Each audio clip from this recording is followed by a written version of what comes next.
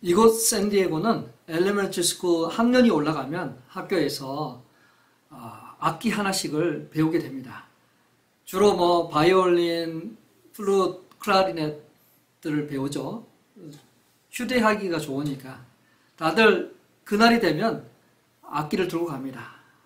저희들이 그 악기를 들고 가는 걸 보게 되는데 실질적으로는 그 바이올린을 보거나 플루트를 보거나 클라리넷을 보는 건 아니죠. 케이스를 보는 거죠. 그럼에도 불구하고 바이올린 들고 간다, 클라리넷 들고 간다 그렇게 이야기합니다. 그것처럼 교회도 교회 건물이 교회가 아닙니다. 교회 건물은 어떻게 보면 그 안에 있는 소중한 것을 담는 진정한 교회를 담는 그러한 케이스라고 볼 수 있죠. 교회는 세상에서부터 부르심을 받은 하나님의 거룩한 백성들, 구원받은 백성들을 교회라고 합니다.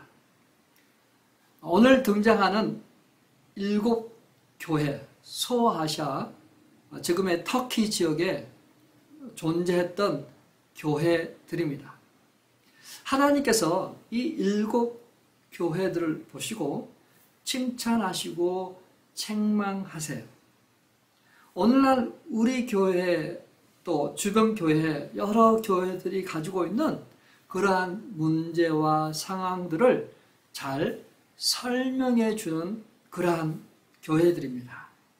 우리는 그 교회들을 통해서 그들의 영적인 상태 또 우리들의 영적인 상태를 진단하면서 새롭게 또 우리 자신을 바꾸는 새롭게 하는 그러한 시간들 되시길 바랍니다.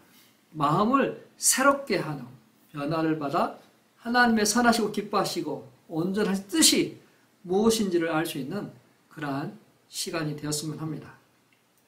자, 처음 사랑을 잃어버리지 않아야 합니다. 에베소 교회를 향해서 처음 사랑을 잃어버렸다라고 이야기를 하는데요. 에베소 교회는 지금의 터키 지역이죠.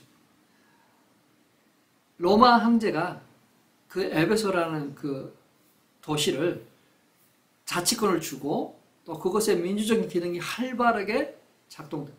그곳에는 원형 경기장이 있어서 운동 경기가 해마다 이루어지는 그리스 문화와 로마의 화려한 문화가 결합된 그곳은 또 항구 도시이죠. 그래서 약간 음란한 도시이기도 합니다. 다이애나 신전이 있고 그 신전 안에 수천 명의 여사제들이 있었습니다. 에베소는 욕망과 소망이라는 뜻을 갖고 있어요. 동서양의 문화가 교류하고 화물이 정말 교류되는 그러한 지역이죠. 자, 이러한 태폐적인 도시에 교회가 생긴 것은 정말 하나님의 은혜입니다. 사도 바울은 3차 선교 여행 때 이 에베소에서 2년간 머물면서 사역했습니다. 바울이 떠나고 또 그들을 이어서 아볼로, 디모데, 브레스길라, 아굴라, 또 사도 요한까지 그곳에서 사역했습니다. 에베소 교회는 인정을 받아서 칭찬도 받습니다. 요한계시록 2장 2절 3절입니다. 우리 자막을 보면서 같이 볼까요? 내가 내 행위와 수고와 내 인내를 알고 또 악한 자들을 용납하지 아니한 것과 자칭 사도라 하되 아닌 자들을 시험하여 그의 거짓된 것을 내가 드러낸 것과 또 내가 참고 내 이름을 위하여 견디고 게으르지 아니한 것을 아노라. 주님은 에베소 교회를 향해서 안다. 내가 너희를 안다. 너가 한 일들을 안다. 수고를 안다. 인내를 알고 있다. 내가 악한 자들을 참고 내버려 두지 않았던 것도 알고 있다.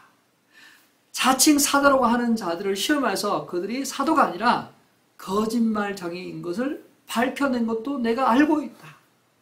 내 이름을 위하여 고난을 견뎌낸 것도 알고 있다. 낙심하지 않은 것도 알고 있다. 나는 알고 있다. 알고 있다. 너희들이 참 지식도 많고 공의를 세우려고 했고 고난도 이겨냈다. 칭찬하고 계세요. 그런데 아쉬운 것이 있다. 책망할 것이 있다. 고린도전서 2장 4절입니다. 그러나 너를 책망할 것이 있나니 너의 처음 사랑을 버렸느니라. 처음 사랑을 버렸다. 잃어버렸다고 하지 않고 버렸다라는 표현을 쓰고 있어요. 버렸다. 왜 그럴까요? 자, 처음 사랑, 첫사랑은 무엇일까요? 설레임. 막 그냥 생각만 해도 두근두근거리고 기쁘고 행복하고 즐거운 우리의 첫사랑들이 있는 것처럼 주님을 향한 첫사랑은 은혜로부터 시작합니다. 아무런 자격이 없는데 하나님이 거저주시는 그 은혜로 말미암아 재용서함을 받습니다. 예수 그리스도의 십자가로 말미암아 우리 재용서함이 받아졌어요. 그래서 은혜로 재용서를 받고 구원받고 하나님의 자녀가 되었어요. 하나님을 예배하고 교제할 수 있는 그러한 특권을 누리고 있습니다. 그것이 우리가 가지고 있는 첫사랑이에요. 근데요, 시간이 지나면서 은혜는 사라집니다. 존귀해야 될, 커져야 될 예수 그리스도는 점점점 작아지고 내가 커지고 확대되고 많은 지식과 능력이 생기면서 주님의 은혜는 상대적으로 작아져. 그 결과 무덤덤하고 감동이 없고 형식적이고 의무적인 그러한 신앙생활을 하게 됩니다. 하나님을 향해서 나가고자 하는 그런 열정, 나가고자 하는 그 사모함, 은혜를 사모하는 그런 마음들이 없이 그냥 아무 그런 거 없이 참석하고 예배드리는 그러한 상태에 처한 거예요. 고린도전서 13장 2절 3절 말씀 같이 한번 읽어볼까요? 내가 예언하는 능력이 있어 모든 비밀과 모든 지식을 알고 또 산을 옮길 만한 모든 믿음이 있을지라도 사랑이 없으면 내가 아무것도 아니야. 내가 내게 있는 모든 것으로 구제하고 내 몸을 불사르게 내어줄지라도 사랑이 없으면 내게 아무 유익이 없느니라.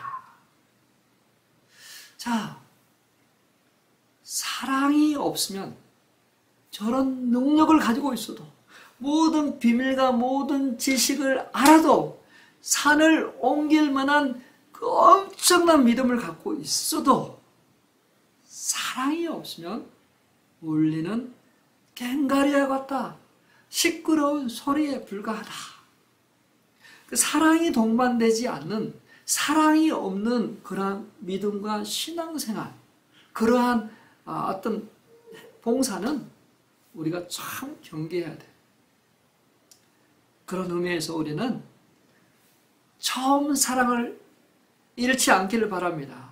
처음 사랑을 버리지 않기를 바랍니다. 처음 사랑, 첫사랑을 회복하시길 바랍니다. 믿음이 가지시길 바랍니다. 자, 마음을 지킨다는 것은 결국은 믿음을 지킨다는 거죠. 우리의 감정을 지킨다는 것은 믿음을 지킨다. 두 번째로 우리가 해야 될 것이 무엇이냐면 이 믿음이 아무짝에도 필요없는 믿음 되지 않도록 해야 돼요. 믿음이 있는데 그 믿음이 아무런 사용되지 않아요. 필요가 없어요. 자, 라오디게아 교회에 대해서 주님은 말씀하세요. 라오디게아 교회. 이 지역은 땅이 기름집니다. 그래서 목 취급하기 좋아요. 또 교통의 여순지고 실크로드 거점 도시. 그래서 막 무역이 활발하게 이루어지니까 은행업도 번창하죠. 또 이곳은 치유 신전이 있었어요. 의과대학도 있었습니다. 눈병 치료에 탁월한 안약 생산지가 있었어요. 온천이 있습니다. 그래서 부유해요. 얼마나 부유했는데 이 도시가 BC 13년과 60년경에 지진이 있습니다. 근데 그 엄청난 지진 피해 복구를 스스로 해냈어요. 자력으로 다 해냈습니다. 외부의 어떤 지원을 받지 않고도 할 수 있는 정도로 부자 지역이었어요. 그곳에 사는 사람들은 부족한 것이 없는 거예요. 자, 유대인도 많고 초대교회 성도도 있었지만 그 둘 간에 충돌이 있었던 기록이 없어요. 왜 충돌이 없었을까? 유대교 사람들이나 초대교 사람들이나 모두 물질적으로 풍요했다. 그 풍요에 빠져 있었다. 그럴 가능성이 높은 거죠. 라오디게아 교회는 어떤 책망을 받았을까요? 계시록 3장 15절입니다. 같이 읽을까요? 내가 내 행위를 아노니 내가 차지도 아니하고 뜨겁지도 아니하도다. 내가 차든지 뜨겁든지 하기를 원하노라. 자, 이 말씀은 우리가 좀 오해하는 부분이 있어요. 신앙을 뜨겁게 가져야 된다. 차갑지도 않는 것들 조심해라. 열정을 가져라. 미지근한 걸 주님이 싫어하신다. 이렇게 해석하는데 사실은 그게 아니에요. 다른 의미가 있는 것 같아요. 커피 마시는 사람들, 또 요즘 사람들이 쓰는 말 중에 얼죽아라는 말이 있어요. 얼죽아. 얼어 죽어도 아이스커피라는 말이에요. 얼죽아. 나는 얼죽아야. 얼어 죽어도 아이스커피를 먹는 사람이라는 거예요. 추운 날에도 차가운 커피를 마시는 사람이에요.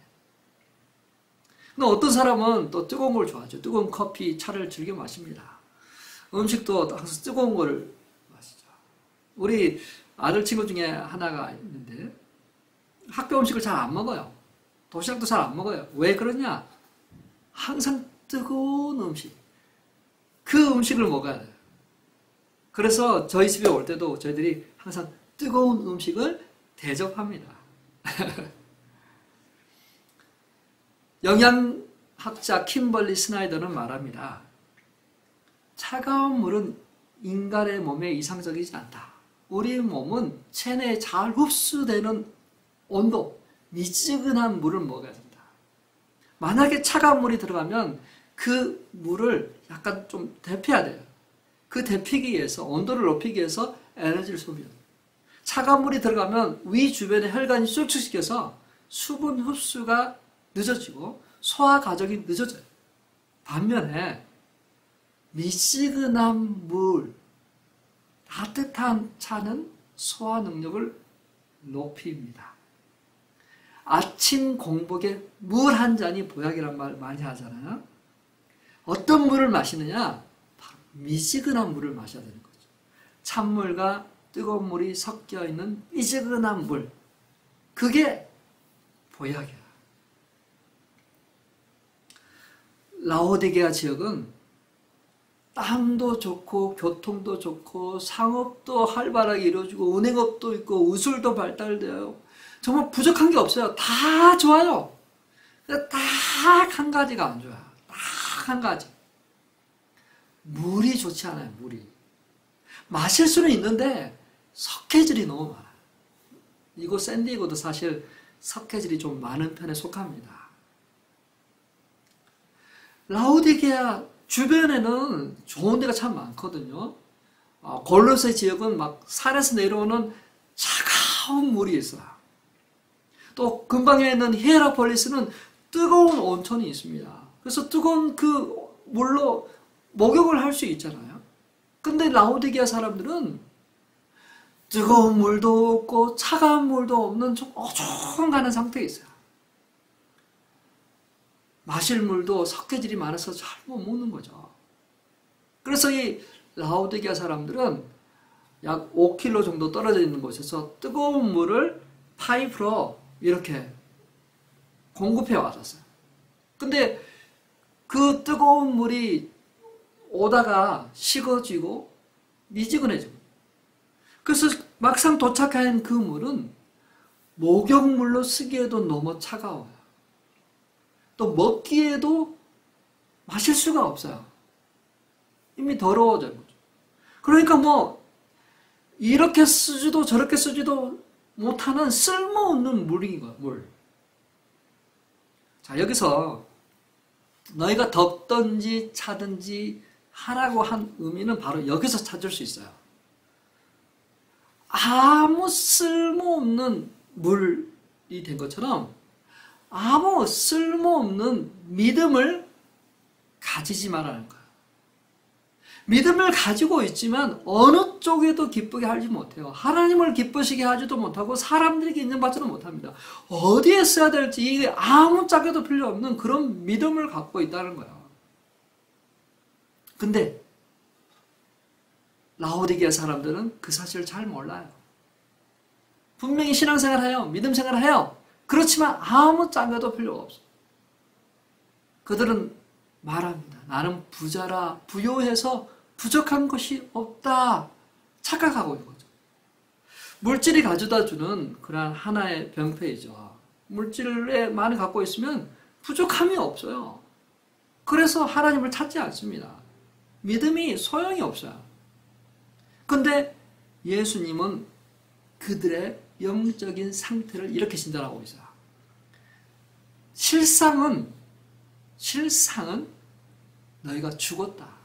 쓸모가 없는 믿음을 갖고 있다. 비참하고 불쌍하고 가난하고 눈물고 벌거벗은 상태이다. 근데 너희들이 알지 못한다. 그런 라오디게 사람들, 교회 성도들에게 예수님은 말하는 거예요. 요한계시록 3장 19절입니다. 무릇 내가 사랑하는 자를 책망하여 징계하노니 그러므로 내가 열심을 내라 회개하라. 다시 읽어볼까요? 무릇 내가 사랑하는 자를 책망하여 징계하노니 그러므로 내가 열심을 내라 회개하라. 열심을 내라 회개하라. 이것이 주님께서 라오디게 성도에게 주신, 이것이 라오디게아 성도에게 주신 것이지만 바로 나에게 주신 말씀이고 우리 교회에 주신 말씀인 거예요. 열심을 내라. 회개해라. 내가 사랑하는 사람을 책망한다. 그와 같이 내버려 두지 아니하고 하나님께서 우리를 사랑하셨어요. 자녀 삼아주셨어요. 그래서 우리에게 말씀하시는 거예요. 필요 없는 믿음 가지고 살지 말라.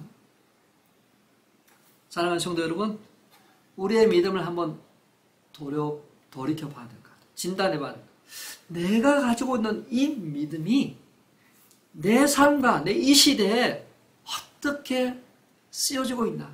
어떤 일들을 하고 있나? 이 믿음이 정말 아무짝에도 쓸데없는 그런 믿음인가? 내 마음과 생각도 지키지 못하고 하나님의 영광을 위해서 나가지도 못하고 정말 이 믿음이 나의 가치관과 나의 삶의 어떤 그런 것들을 주지도 못하고 있는가? 자녀들에게 물려주지도 못하고 있는 그런 믿음이라면 아무짝에도 쓸모없는 그런 믿음이지 않을까요?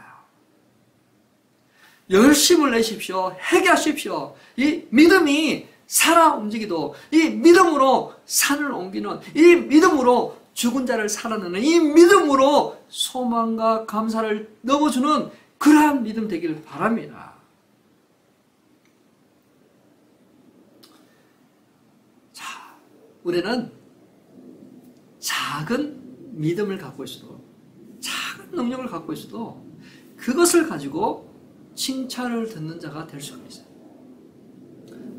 7개 중에서 빌라델비아 교회가 바로 그러한 칭찬을 받은 교회예요. 작은 믿음과 능력으로도 칭찬 듣는 교회가 바로 빌라델비아 교회입니다. 빌라델비아 뜻은 형제 사랑이죠. 그들은 주님께 칭찬을 들었어요. 계시록 3장 8절입니다. 볼지어다 내가 내 앞에 열릴 문을 두었으되 능히 닫을 사람이 없느니라. 내가 내 행위를 아노니 내가 작은 능력을 가지고도 내 말을 지키며 내 이름을 배반하지 아니하였도다. 작은 능력을 가지고도 어떻게 보면 정말 작은 달란트를 받은 그러한 사람, 교회 사이즈가 작은, 크지 않는, 규모가 작은, 그리고 재정 상태도 약한 숫자가 많지 않는 그런 작은 교회에 있을지도 모르겠어요. 근데 그 작은 능력을 가지고도 내 말을 지켰다. 내 이름을 배반하지 아니하였다. 칭찬을 듣고 있어요. 그들은 그 작은 능력을 갖고 작은 믿음을 가지고 형제 사랑하는데 온 힘을 다했어요. 형제의 허물을 거듭 말하는 자는 형제를 이간하는 자지만 형제의 허물을 덮어주는 자는 그것을 말하지 않아. 허다한 죄를, 사랑은 허다한 죄를 덮습니다. 그 지역에 지진이 났었을 때 그 지진 피해 난 사람들을 도왔어요. 그들은 그 포도 농사를 통해서 얻은 것을 가지고 여러 지역에 선교 헌금을 보냈습니다. 사람들은 말합니다. 많이 벌면 이런 좋은 일을 하겠습니다. 나에게 좀 시간적인 여유가 생기면 봉사하겠습니다. 많이 벌면, 많이 가지고 있으면, 여유가 생기면 하겠다고 합니다.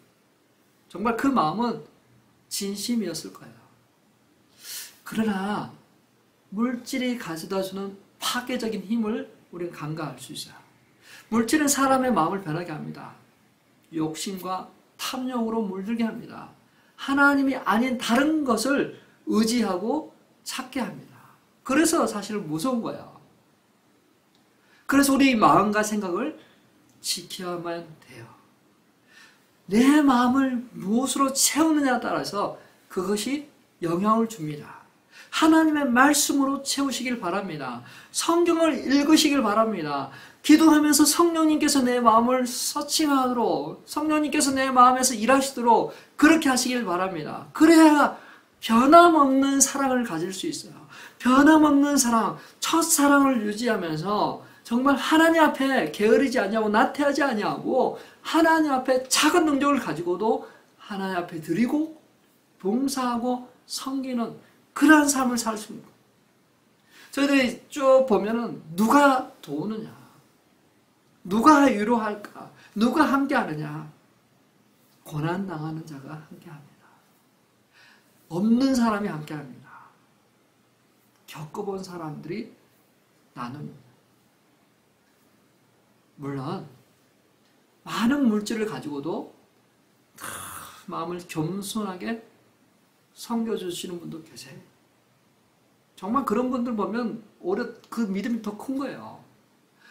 고난 중에 없으면서 믿음을 지키는 사람보다 사실은 많이 가지고 있으면서도 마음을 겸손하게 하면서 정말 그것에 마음을 휩쓸리지 않고 주님으로 채워오고 그 모든 것들을 매이지하는 그러한 분들을 보면 정말 큰 믿음이라 생각해요. 정말 경건하다 생각해요. 사랑하는 성도 여러분, 무엇으로 마음을 지키겠습니까? 무엇으로 우리의 마음과 생각을 지키시겠습니까? 우리의 강한 의지요? 환경이요? 우리의 어떤 신념이요? 아닙니다. 우리의 마음은 말씀으로 지켜야 돼요. 예수 그리스도에게 뿌리를 내림으로 지켜집니다. 예수 그리스도와 연합하면서 지켜집니다. 성령님이 우리 안에 계셔야만 우리 마음과 생각이 지켜집니다. 모든 지킬 만한 것보다 내 마음을 지키라. 우리 한번 마음을 한번 지켜볼까요? 첫사랑을 해볼까?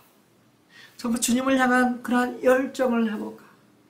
아무 쓸모없는 그 믿음이 아니라 정말 여기저기에서 쓰여지는, 여기저기에서 정말 워킹하는, 여기저기에서 그 믿음의 힘이, 진가가 드러나는 그러한 삶이 되었으면 좋겠습니다. 영혼을 구원하는 일에, 제자가 되는 일에, 세상을 아름답게 만들어가는 일에 우리의 온 힘과 믿음과 사랑이 그곳에 나타났으면 좋겠습니다. 사랑하는 성도 여러분, 우리가 벌써 이제 2월 달이 됐잖아요. 2024년 새해가 시작되고 우리가 많은 계획을 세웠을 수도 있을 것 같은데 벌써 한 달이 지나갔습니다. 벌써 저희들은 창세기 출애굽기를 읽고 레위기를 읽고 있어요. 시간이 빠르죠. 다시 한번 마음을 새롭게 하시고 힘차게 시작해 보았으면 좋겠습니다. 주님을 향한 첫사랑을 가지고 주님을 향한 헌신된 마음을 가지고 우리 다시 한번 승리해 봤으면 좋겠습니다. 승리하신 주님께서 우리에게 사명을 주셔서 가서 전하고 세례를 주고 지키게 하라고 하셨습니다. 내가 그런 삶을 살 뿐만 아니라 그렇게 살지 못한 사람들 향해서도 그렇게 섬기고 만들어가는 그러한 삶의 열매가 있기를 주님의 이름으로 축원합니다. 승리하신 주님을 찬양합니다. 다음 주에 뵙도록 하겠습니다.